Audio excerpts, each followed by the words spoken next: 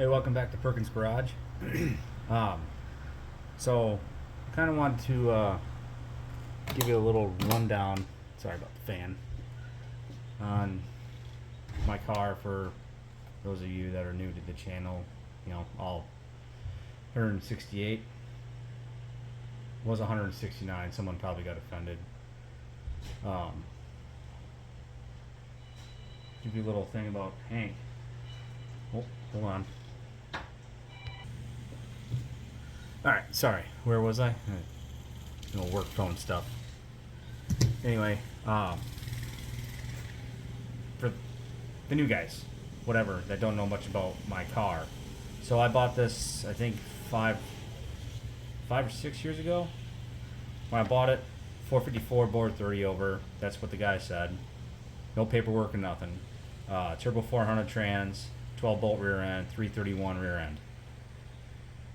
Not kind of what you want for like getting up and going, but I was hoping for like a cruising car. Turbo 400 behind the 454, just screaming, high RPM, definitely needed the overdrive. So I'll get to that in a minute. So my plan was eventually to, but it was a running driving car. My plan was eventually to get an overdrive transmission or do something that way. After about a year and a half of owning it, I destroyed the motor. Like I said, it was supposed to have been all redone, but no paperwork. I started getting a leak, an oil leak off the back of the oil pan. Don't mind the noise out there. My daughter just started riding her mini bike. So I started getting a leak off the back of the oil pan. Something like rear main seal. Sounds like it's raining. Oh, my wife probably has a sprinkler out. Anyway, I thought it was a rear main seal. Well, one day, it was actually before my, so the first ever Perkins car show that I did at my house. I took it out for a drive, did a burnout in it. Might have floated a valve. Anyway, drove it home, shut it off in my yard. Well, a buddy came over who'd never seen it before. I'm like, hey, yeah, you want to hear it run or whatever? I go to start it up. Starts, bang, nothing. Motor's completely locked up. Drag it into my shop. Pull the carburetor off. Found a valve, the top of a valve underneath the carburetor in the intake. Apparently my dog's out now too. And knew things were bad. I pulled the dipstick. The oil was like up that far. So I knew that the motor had antifreeze in it. Yeah. Pulled everything apart. Found, I think it was number 6 piston was sideways in the cylinder. Cracked the cylinder wall about that long. Big crack. Turned that motor into a boat anchor. So when I tore into it, I ended up finding that the rear main cap was actually the cause of the leak. The rear main cap was actually cracked in 2 pieces. So yeah, catastrophic failure on that one. Not sure how it cracked. Don't know. Something rattled the fuck out of it. Pardon my language. Anyway, so now you can go through all the other videos. I tore it all apart again. Tore the motor out, trans, because I knew I wanted to do something with it, or do what I want with it. So then became the process of building it back up.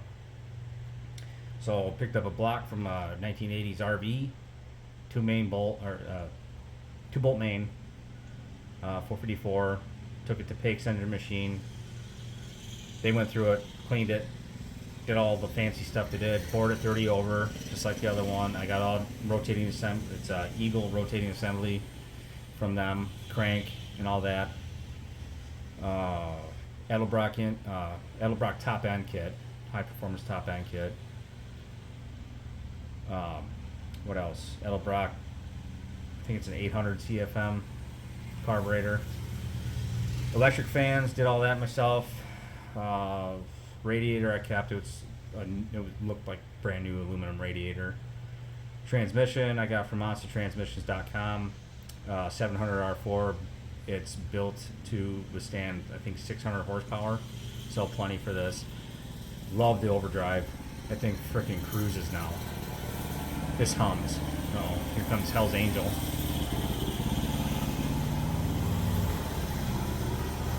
She must be done. You done?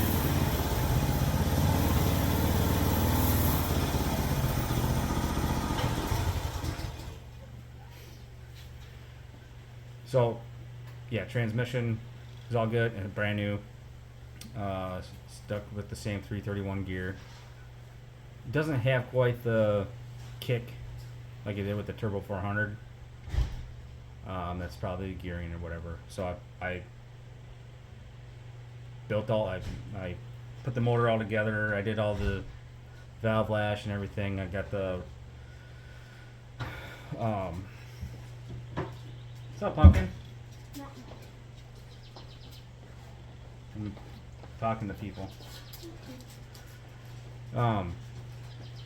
Put all that together myself. It's in the car running. I got over 1,000 miles on it now. I did one oil change. That's in another video. There was some gunk in it and stuff, but I'm pretty sure that was all like the graphite assembly lube stuff. Yeah. With Molly graphite. So I think I was freaking out for no reason. I thought it had a bunch of metal in it. Thing runs great right now. Still having a running rich issue at startup. So I gotta figure that out. I'm thinking about possibly doing a Holley Sniper fuel injection on it just to get rid of that. The thing, it's horrible fuel mileage. I think, yeah, it's really bad. You can watch the gas gauges going. You can smell the gas when you get in it, so I don't know. There'll be some work to do that on that, but I do want to get into the suspension on this. I want to put I want to replace the front sway bar and put a rear sway bar in. A Super Sport would have had one in it, but this Malibu doesn't have one. Maybe do some QA1 stuff. I've seen a lot of guys work with them. One thing about the front sway bar is it's a little bit bent because I was jacking it up with the old motor and my jack slipped off the cross member up front and came down on it, bent it because I'm an idiot. But yeah, I've been enjoying it this year, driving it. Go back and watch the videos. I had the whole interior out. I did put a painless wiring harness in it. Did all that myself. Dakota Digital. Those are freaking awesome and easy to use. And that looks really nice. But, so yeah, there's that. Next thing I gotta get done, which I don't know if I'm gonna do tonight, is this. So, in a previous video, you saw where I had to trailer my car home in the middle of the night because my headlights went out. Well, I did not know, and I, of course, reading in the painless book now I know, it says if halogen bulbs are being used, painless harness recommends using painless part number 30814 because it says the additional relay harness is needed to avoid overloading the headlight switch. So I overloaded the headlight switch and my lights shut off going 70 miles an hour on the highway coming home from bowling. That'll pucker your butthole. So I haven't been driving it at night, obviously, so now I got this headlight harness kit. Even came with a sticker. Speaking of stickers, stay tuned for that. So it's this whole doodabby thingy, and I gotta put that in because it's approaching fall and I want to be able to drive it more. So yeah, that's pretty much it with the car. Did I leave anything out? Everybody asks when are you gonna get painted and all this and that. I don't need to get it painted. I like driving it the way it is. Everything on it, it runs great. Everything underneath it's brand new. Who cares about paint right now? At least this way I don't gotta clean it all the time. Eventually it will be painted though. I'm thinking flat black with gloss black racing stripes. I originally was gonna do gloss black with the white stripes, but I like to be a little bit different, and I want it to look like a freaking hot rod. Right now it looks like a hot rod. So that's the plan with that. But like I said, stickers too. Stay tuned for that. And then right now I'm gonna show you. So I'm working on this 350 that I got for Fred. I got the pistons back for it. I kind of have a plan with it now. We're gonna shine up the crank, hone the cylinders, and just do that with it. Make it cheap, the cheapest possible build that I can do on that, because I don't want to throw thousands of dollars at it. I already probably have about $1,000 in it just from buying the motor and doing the pistons and rods. So gotta get bearings. Probably do a plastic gauge on it this time to actually make sure I get the right size bearings, because I didn't take any of this to the machine shop. I'm gonna do it all in my garage and go from there. So yeah, right now I'm gonna show you checking the main caps on it, and showing you that they need to be replaced too. So stay tuned for that.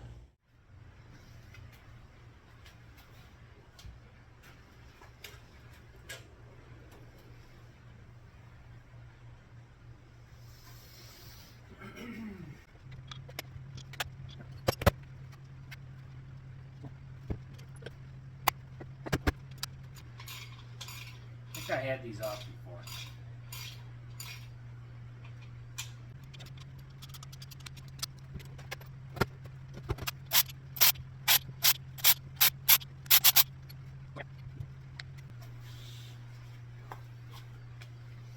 You can see that there's some scratches in there.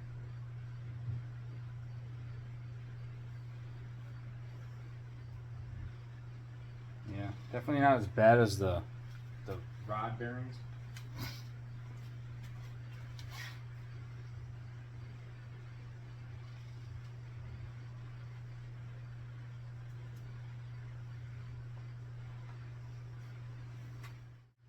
No way to tell them what they are.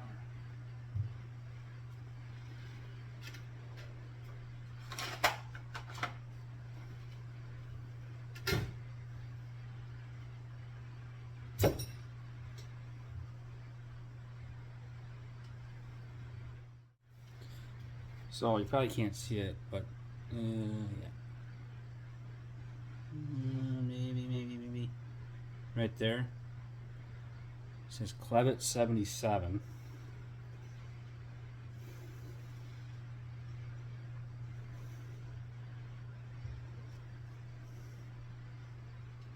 Focus.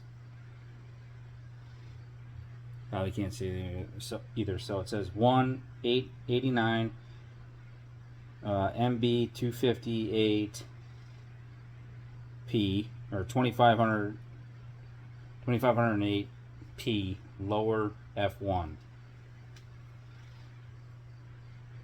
So I don't know what that means. I'm gonna write this down and look it up.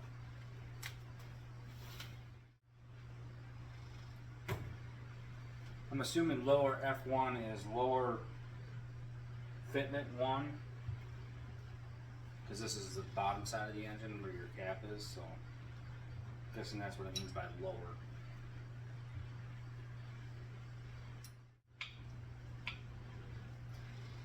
Just trying to match up the bearing size though.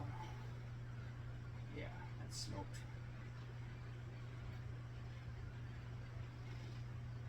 Doesn't look like the rear main seal leaked or anything, but they definitely put it in wrong. The rear main should be cockeyed. One side up.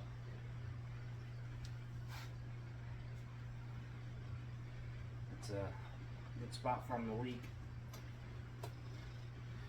Okay.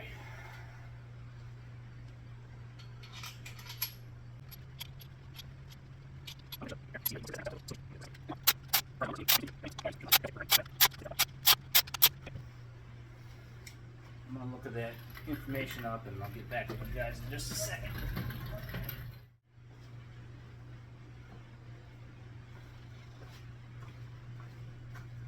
Well, Panda, the guy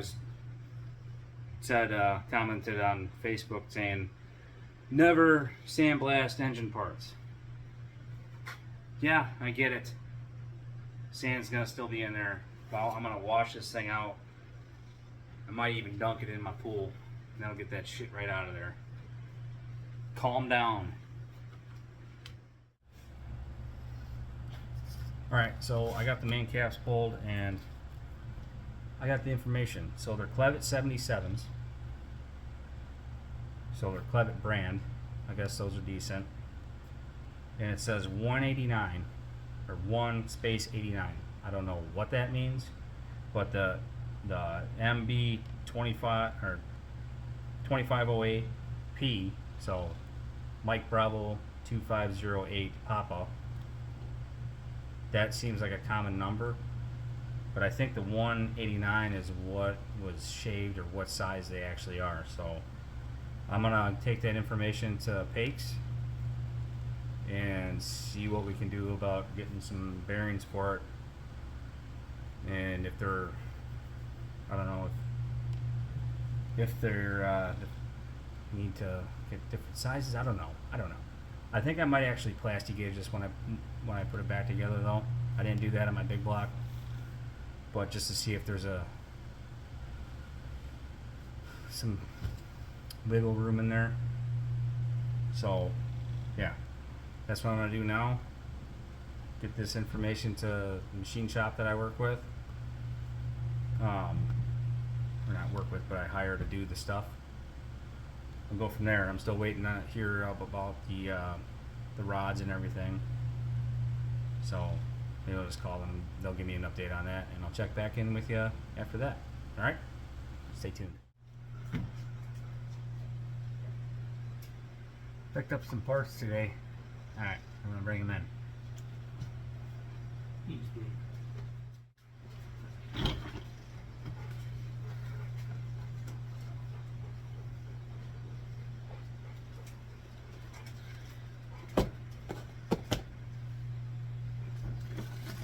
These are all old parts. These.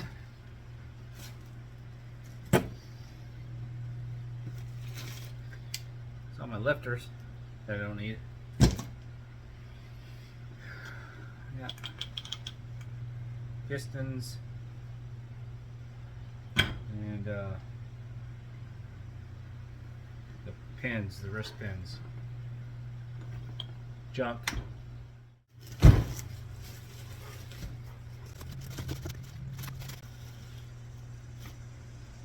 Pistons mounted on connecting rods.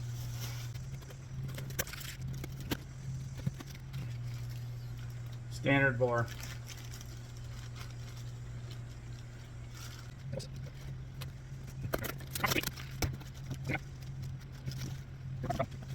And 7, but they didn't match the caps up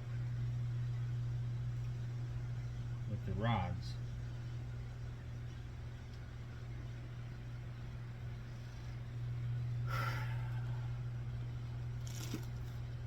I don't know if that matters, because they cleaned up the bearing surface on the connecting rods. See? Oh, I don't know. Damn it! Why they wouldn't keep the? I have it stamped on each one.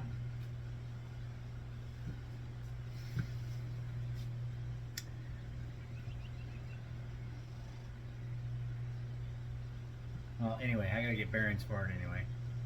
I got my dad working on getting bearings for the main bearings. I need to get rod bearings.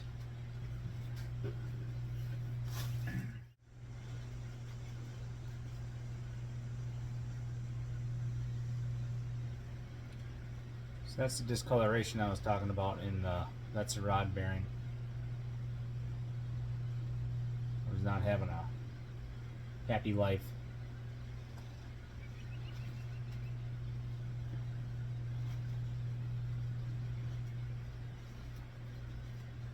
Yeah, that was shit.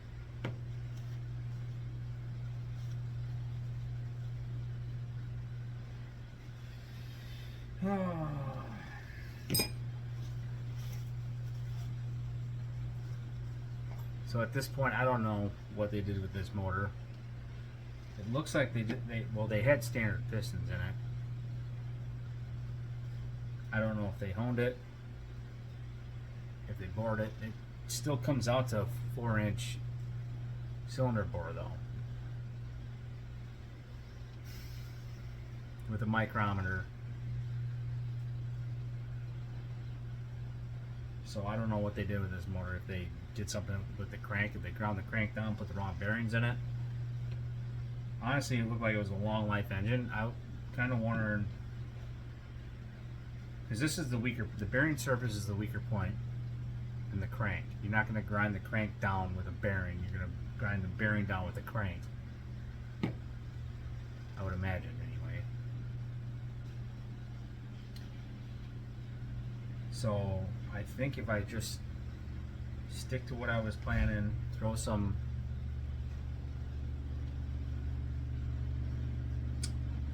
new bearings in it, but I'm gonna have to get the right bearings for the rods now, because they definitely worked those.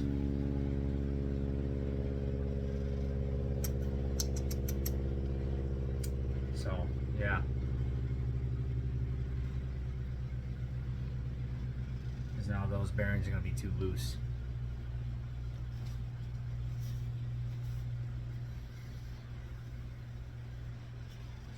But they needed to be worked anyway, because they said that one of them got spun.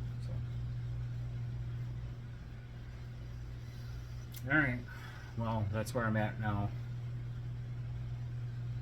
Trying to get bearings and right sizes and stuff. So if any of you guys know how to do all that work, measuring there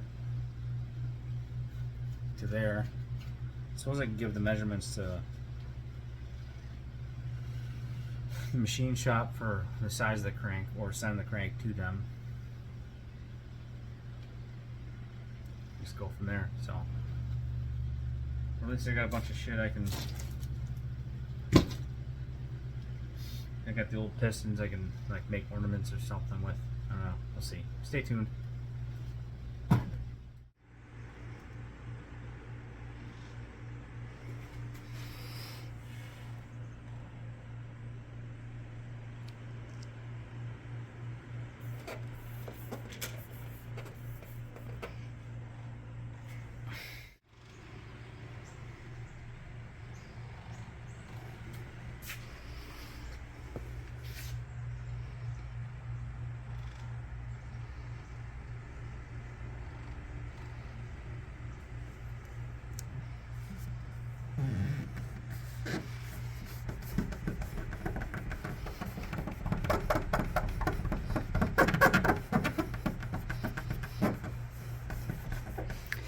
Nailed it!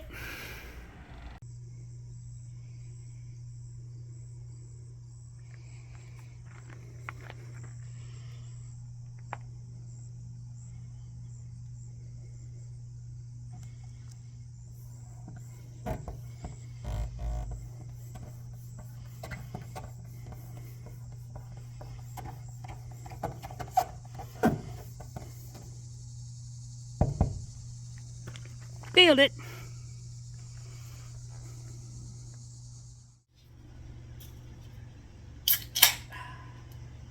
Alright guys, thanks for watching. Hope you enjoyed. Like you see, or like you can see, I got stickers. They're not that creative, don't care. So the whole thing behind it is use the Standard Oil logo, because my great grandfather owned a gas station, I think down in Rockton or Roscoe, Illinois, called Perks Standard. I think it was a gas station and maybe a lube center. I don't know. My dad knows. He's still got one of the keychains from it. And figured him just put Perkins Garage on the Standard and get some stickers. So there you have it. So more work to be coming on the 350 and getting parts and stuff for that. So I'm getting some emery cloth. Thought I'd just use the emery cloth I had for cleaning copper, but apparently that's too gritty. It'll scratch up the crank too much. And then go from there on that. And I'm probably going to start working on that this week. So stay tuned for those videos to come out, or that video, or whatever. So, alright, like, subscribe, share it with your friends. Stickers aren't for sale right now. I don't even know how to start doing that. But when I figure it out, I'll let you know. See you later.